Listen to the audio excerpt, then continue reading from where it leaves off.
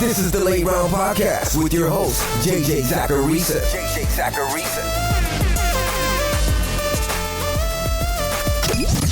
What's up, everyone? It's JJ Zacharisa, the editor-in-chief at FanDuel and at numberfire.com, and this is episode 290 of the Late Round Podcast, one of the many shows that are part of the FanDuel Podcast Network. Thanks for tuning in. I know this is the shortest show of the week each week, but I don't have a ton to say at the top of the episode, and I don't want to waste your time. And that's the whole point of the Late Round Podcast, right? To not waste your time. So before digging into this week's 10 trends, I wanted to let you guys know about FanDuel's Gridiron Pick'em contest.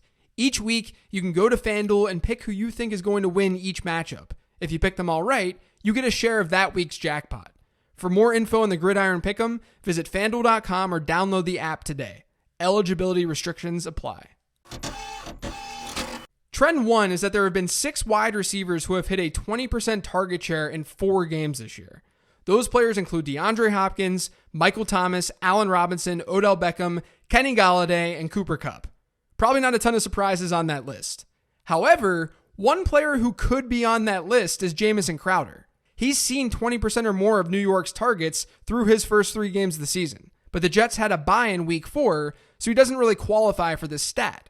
Now, I'm of the belief that we shouldn't expect the world of the Jets offense this year, especially right when Sam Darnold gets back. But Crowder's an interesting buy low in PPR formats, given how this offense looks, given how they've used him. Though we should be aware that Chris Herndon returning may hurt Crowder's target share a bit. But overall, basically, if you can get Crowder for a bench player, I'm for it. The Patriots still haven't run an offensive play while trailing, and Sony Michel is the RB46 through the first 4 games of the season. For the millionth time, yes, we should be worried about Sony Michel. It's not that he won't score touchdowns, and I actually like him this weekend, but he's not seeing any volume through the air, and the Patriots are seeing the ideal game script for Sony Michel. But even still, he's not performing. Now, it's probably tough to sell him right now, so you just got to cross your fingers and hope that his receiving usage changes. Or that New England takes a step forward offensively and his touchdown upside is just undeniable.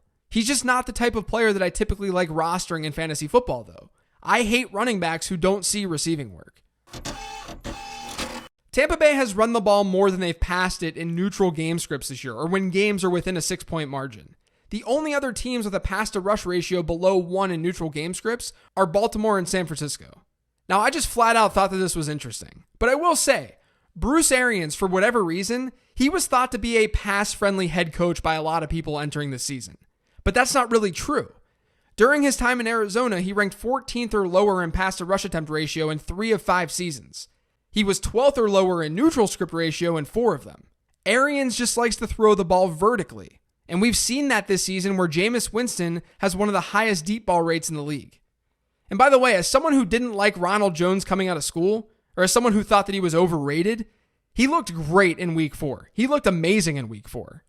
He's really flashed at times this year, and I'd say that he deserves more work in that offense.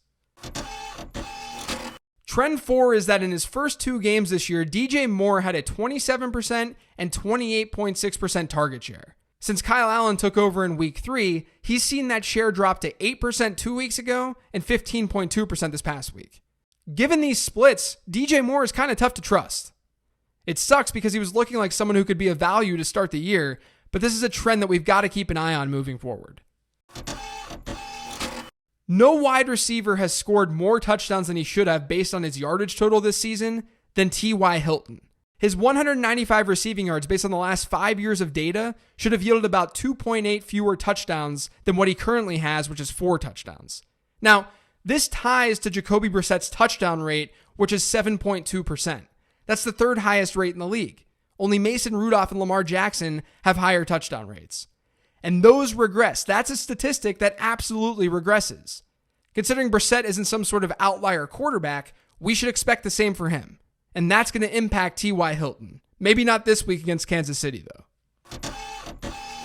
There are 3 teams so far this season with 8 or more passing touchdowns and 1 or fewer rushing touchdowns. They include Jacksonville, who has 0 rushing touchdowns, Detroit, who has a 9-to-1 ratio, and Atlanta, who has an 8-to-1 ratio.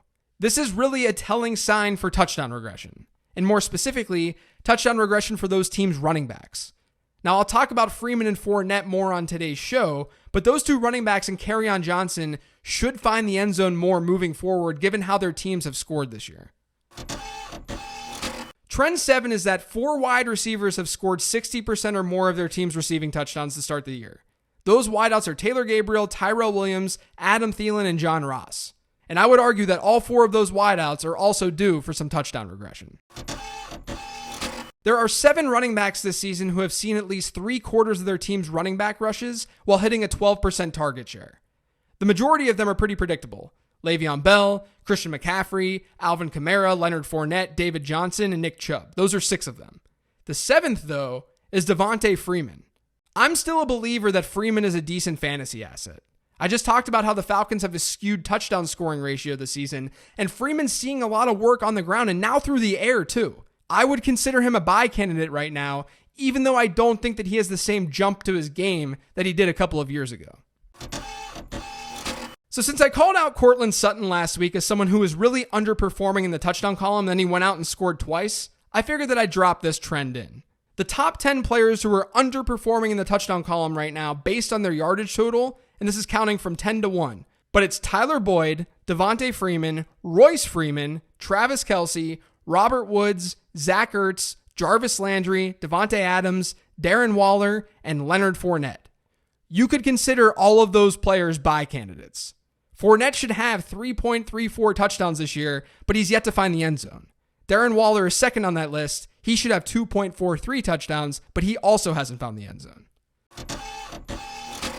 The last trend today is that Teddy Bridgewater has thrown it 15 or more yards down the field on just 6.9%, nice, of his pass attempts this year. That's by far the lowest of any relevant quarterback. Now, this is partially why you can only start Alvin Kamara and Michael Thomas in that Saints offense each week. And on the flip side, Patrick Mahomes leads the league at a 30.8% rate. So to put this another way, Mahomes is throwing it deep 4.5 times as often as Teddy Bridgewater is. Talk about 2 completely different offenses. That's going to do it for today's show, though. Another short one, but thanks to everyone for listening. If you've yet to subscribe to the Late Round Podcast, make sure you are by searching for it pretty much anywhere podcasts can be found.